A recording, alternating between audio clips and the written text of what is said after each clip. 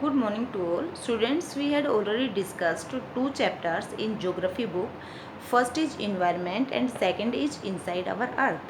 Today I will explain chapter 3, our changing earth.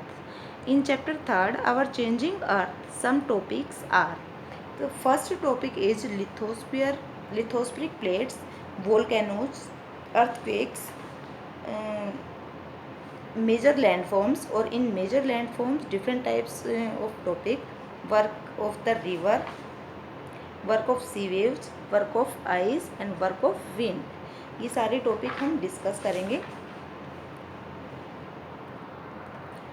Let's start the chapter our changing earth. The lithosphere is broken into a number of plates known as the lithospheric plates. जो lithosphere है, lithosphere means स्थल मंडल। जो lithosphere है वो different plates में टूटी हुई है, डिफरेंट प्लेट्स में विभाजित हो रखी है, जिसको लिथोस्फेरिक प्लेट्स कहा जाता है। You will be surprise to know that these plates move around very slowly.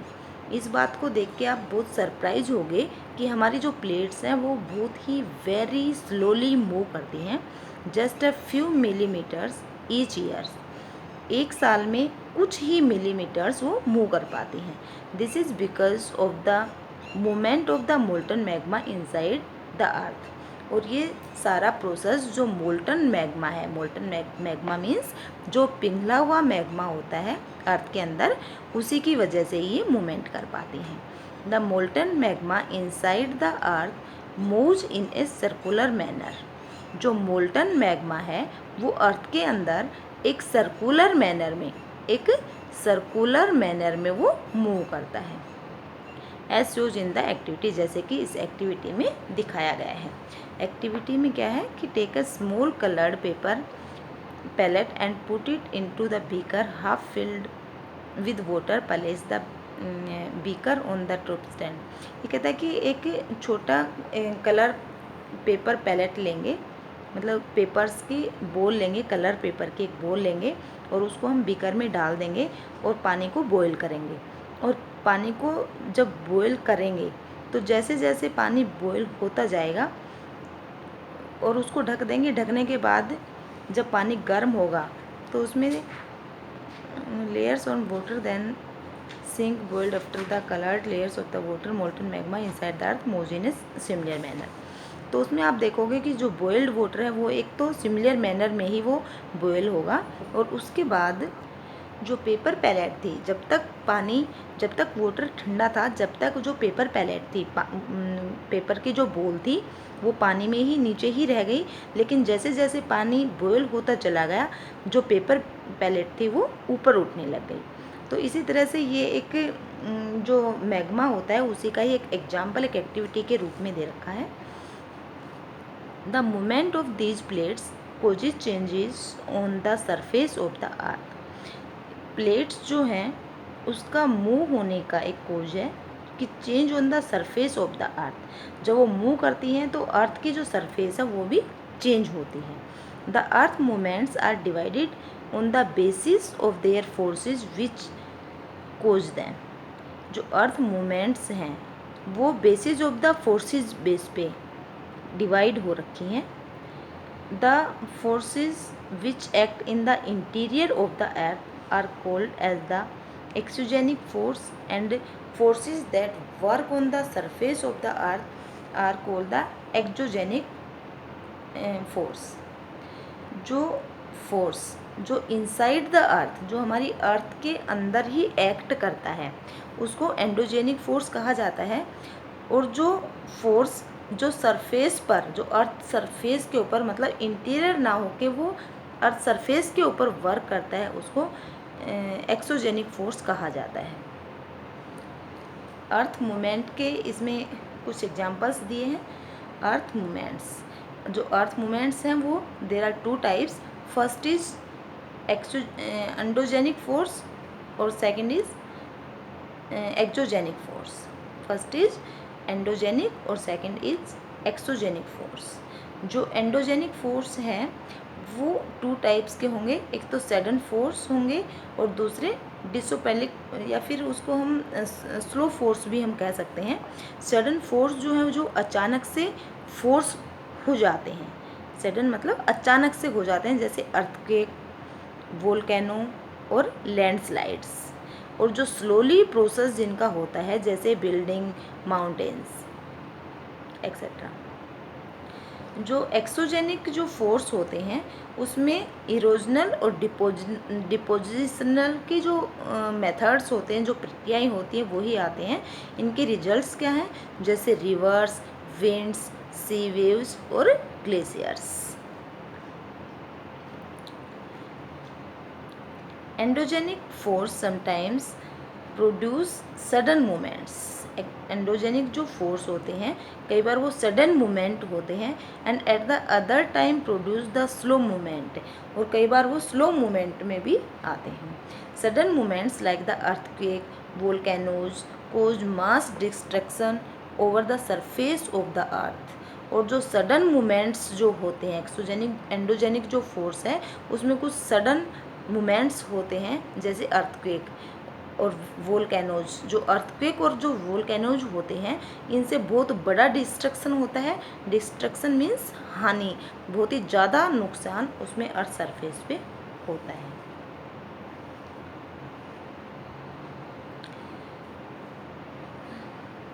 A volcano is a vent opening in a earth's crust through which the molten material erupts suddenly।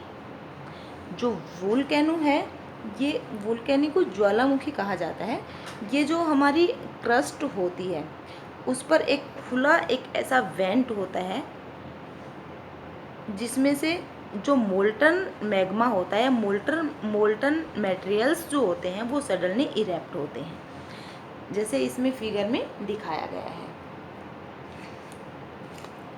ऐसे ही एक figure मेरे पास भी है।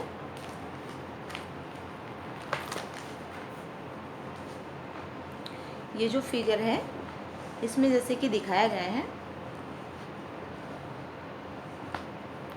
जैसे कि ये हमारा volcano है। वोल्केनो को मैंने ड्रॉ किया है। जो ये जो एक मेन इसकी जो पाइप जाती है इसको क्रेटा कहा जाता है। क्रेचर या क्रेटा इसको कहा जाता है। और ये जो मेन है इसको वेंट कहा जाता है। ये जो है ये लावा,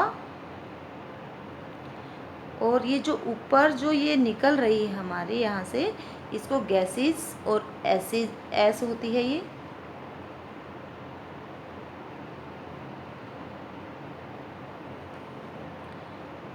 ये हमारी क्रस्ट है।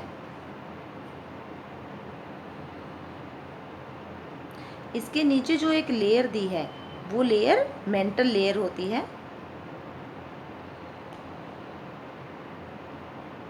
वो एक मेंटल लेयर होती है। और ये जो इतना बड़ा सा जो रेड कलर का आपको दिखाई दे रहा है ये बेटा मैग्मा चैम्बर होता है।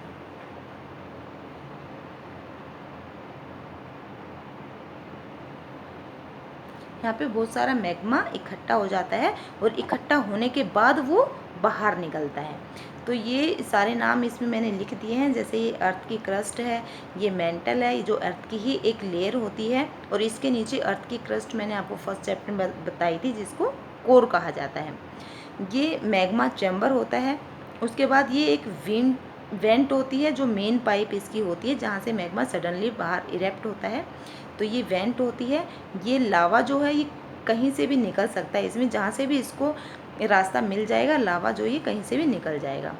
ये जो है इसका क्रेटा होता है, इसका जो ये मुंह बना होता है ये इसका क्रेटा होता है। और ये ऊपर जो निकलती दिखाई दे रही है आपको ये गैसेज जो ऐस होती है।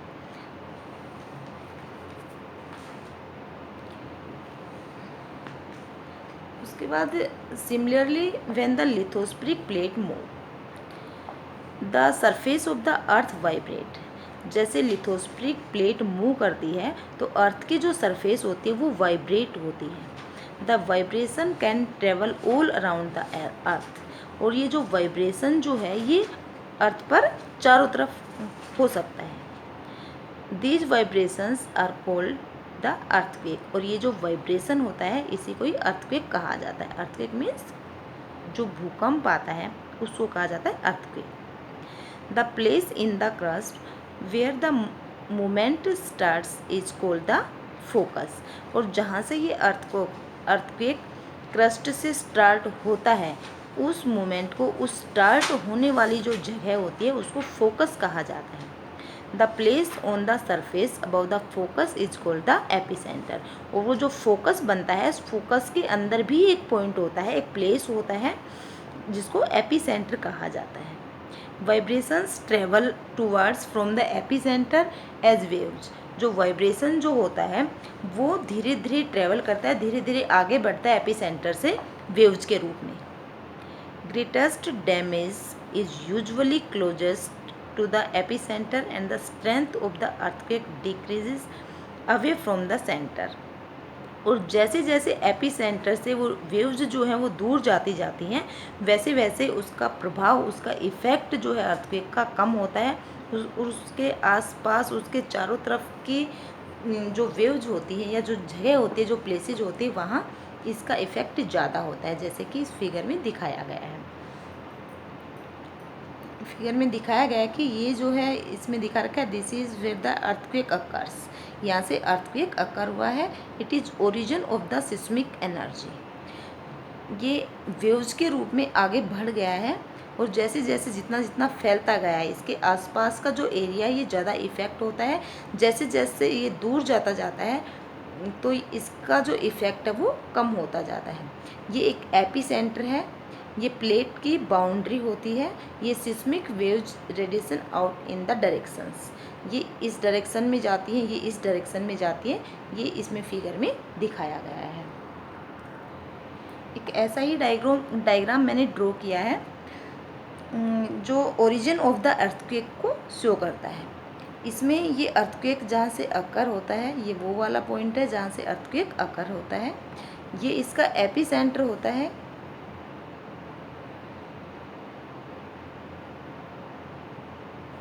ये एपिसेंटर होता है, ये प्लेट्स की बाउंड्री होती है।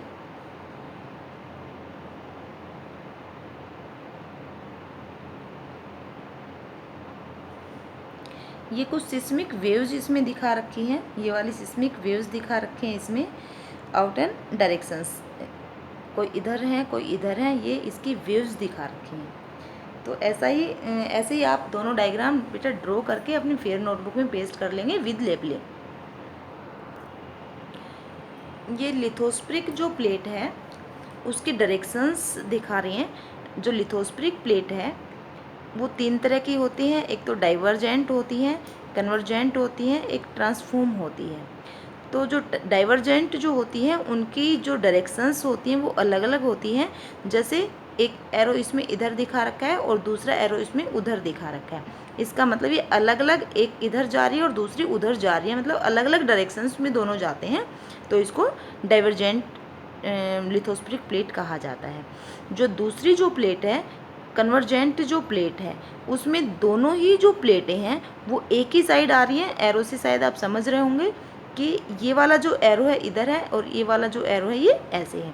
दोनों की डायरेक्शन एक ही है, जिसको कन्वर्जेंट लिथोस्फेरिक प्लेट कहा जाता है।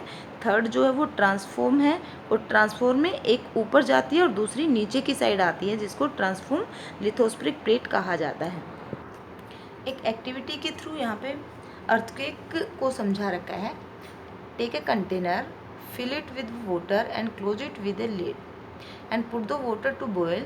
Now put some paste and spoon and beads on top of the lid. What do you notice? As the water boils, the lid begin to shake. The things which you have put on the lid also vibrate. The beads roll down and the spoon vibrates to make a sound. In the same manner the earth vibrates when an earthquake occur. एक activity के रूप में दिखा रखा है। कहता है कि हम एक कंटेनर लो और उसमें पानी भर लो, पानी भर के उसको गर्म करना रखो, पानी को ढक दो। ढकने के बाद उसके ऊपर कुछ चिकपीस मतलब मटर के दाने, एक स्पून और कुछ बीड्स मतलब कुछ मोती उसके टॉप पर रख दो और पानी को बॉईल करो। और कहता है कि आप नोटिस करो कि जब पानी बॉईल हो जाता है तो जो स्पून है वो अपने आप ही वाइब्रेट होती है, एक अलग ही साउंड वो देती है, जो बीड्स हैं वो भी इधर उधर घूमने लगते हैं। इन द सेम मैनर, और इसी मैनर में जो अर्थ वाइब्रेट होती है तो अर्थक्वेक जो है वो अकर होता है। अर्थक्वेक जब अकर होता है तब अर्थ वाइब्रेट होती है, तब हमें पता चलता है कि अर्थक्वेक आ गया या भूकंप आ गया है।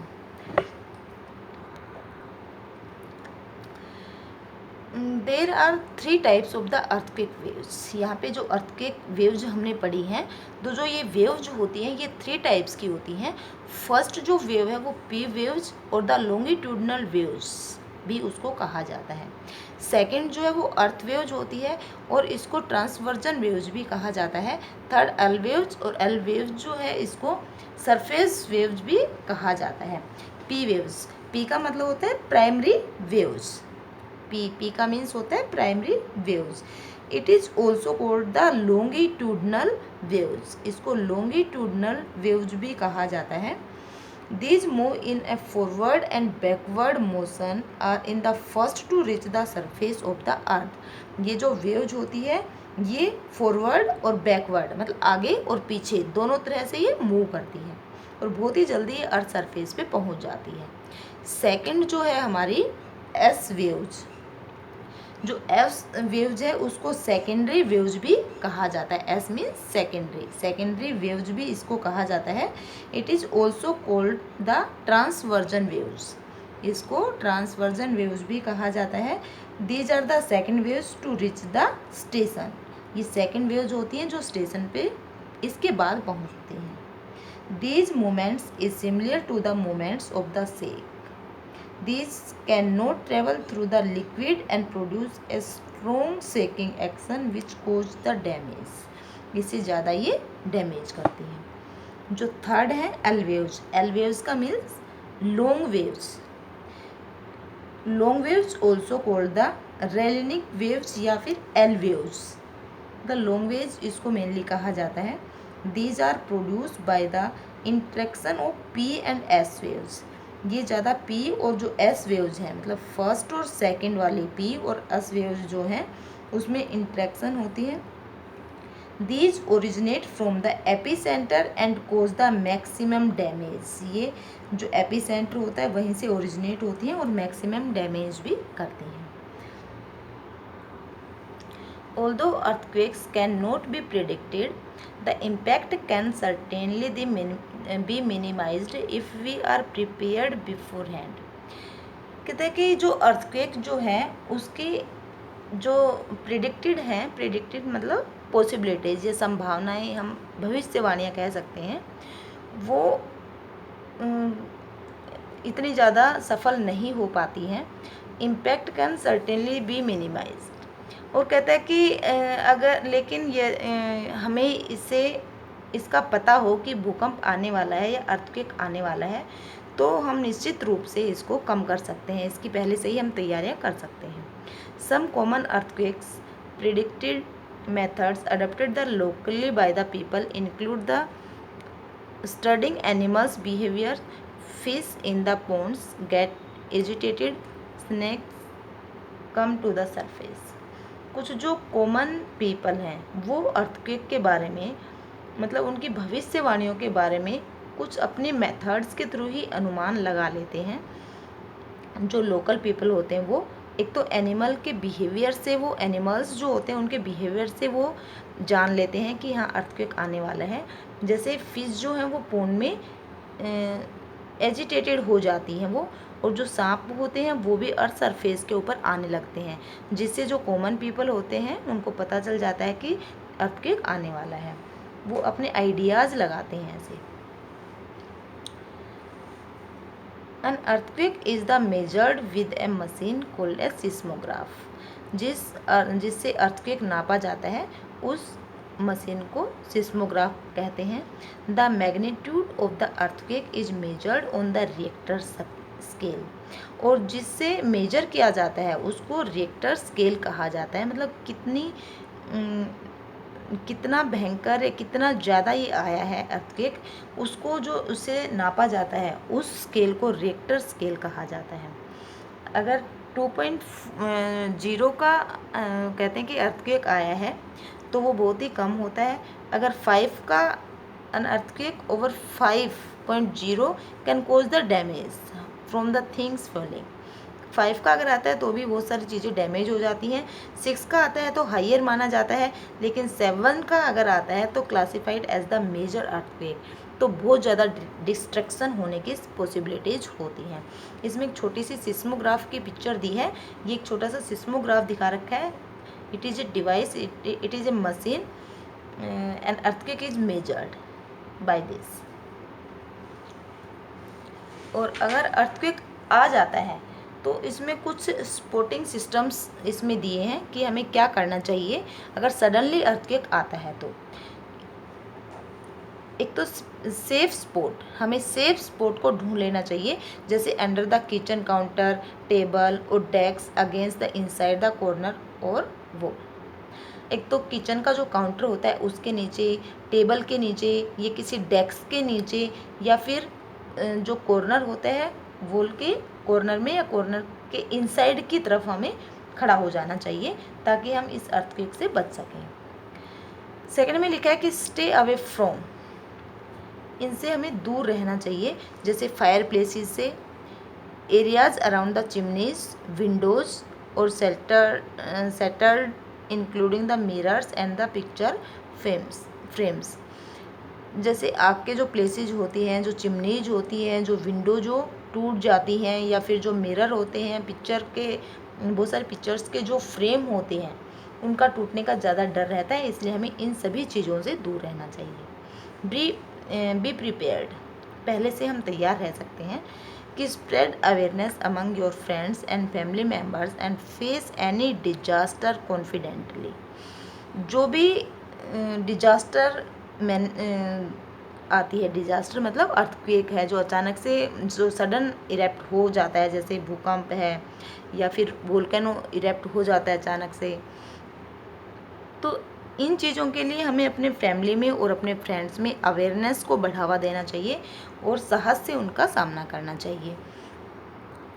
हम डिस्कस कर रहे हैं बेटा अवर चेंजिंग अर्थ, तो हमारी अर्थ में किस किस तरह के चेंजेज आए हैं। इनमें देखो ये है अर्थ 180 मिलियन ईयर्स एगो, 180 साल मिलियन ईयर्स पहले जो हमारी अर्थ जो थी वो इस टाइप की दिखाई देती थी, और इससे पहले इसको पेंजिया के नाम से जाना जाता था। और जब 180 मिलियन ईयर एगो की जब बात करें तो इसको गोंडवाना लैंड के नाम से जाना जाता था। और हमारे जो कॉन्टिनेंट्स जो थे, हमारे 7 कॉन्टिनेंट्स, वो इस टाइप के दिखाई देते थे, लेकिन उस टाइम पे हमारे कॉन्टिनेंट्स बटे हुए नहीं थे। सेकंड जो मैप है वो है 135 million years ago, 135 million years ago. अब इस और इस दोनों मैप में डिफरेंस आपको पता चल ही रहा होगा कि ये यहाँ से कुछ अलग हो गया था, क्योंकि 180 ईयर्स एगो है और ये 135 मिलियन ईयर्स एगो है। ये जो है आज का जो मैप है, जो हमारे कॉन्टिनेंट 7 कॉन्टिनेंट्स इसमें अलग अलग दिखाए गए हैं, जो ये आज का मैप है। वोल्केनो जो है बेटा ये 3 टाइप्स के होते हैं। एक्टिव वोल्केनो होता है, सेकंड डोरमेंट वोल्केनोज होते हैं, थर्ड जो है वो एक्सटिंक्ट वोल्केनोज होते हैं। जो एक्टिव जो वोल्केनोज होते हैं ये मेन सोर्स होते हैं हजार्ड के, और इसमें कौन सा, जैसे कि मैंने आपको ये बताया था, ये एक्टिव वोल्केनो ही होते हैं। सेकंड जो है डोरमेंट जो वोल्केनोज होते हैं वो स्लीप वोल्केनोज इनको कहा जाता है। सेकंड नंबर वालों को जो डोरमेंट वोल्केनोज होते हैं इनको स्लीप वोल्केनोज कहा जाता है। थर्ड जो होते हैं एक्सटिंक्ट वोल्केनोज, वो फर्दर चेंजेज उनमें आ जाते हैं इरप्शन से, और ये जो है बहुत ही कम पाए जाते हैं, और इंडिया में ये एक भी नहीं पाए जाते। लेकिन बेटा ये आपके आउट ऑफ सिलेबस है, आपके सिलेबस में नहीं है, इसलिए मैंने इनको एक्सप्लेन नहीं किया है। एक सिस्मिक वेव्स जो आई थी हमारी, हाँ सिस्मोग्राफी आया था, और उसके बाद रिएक्टर स्केल मैंने आपको बताया था। तो रिएक्टर स्केल जो था ये एक चार्ल्स रिएक्टर जो था 1935 में एक चार्ल्स एफ रिचर्ड नाम के एक आदमी ने इसको इन्वेंट किया था। जो रिचर्ड स्केल है इसको चार्ल्स एफ रिएक्टर ने मेजर किया था सबसे पहले और 1935 में इसको शुरू किया गया था। This is enough for the today's video, students. I hope that whatever we had studied in this video is clear enough to you. There should not be any doubt to any students, and in case there is a query, then I request you all to please go throughout the book thoroughly and watch video once again. Eat good, sleep good, and study good. Thank you.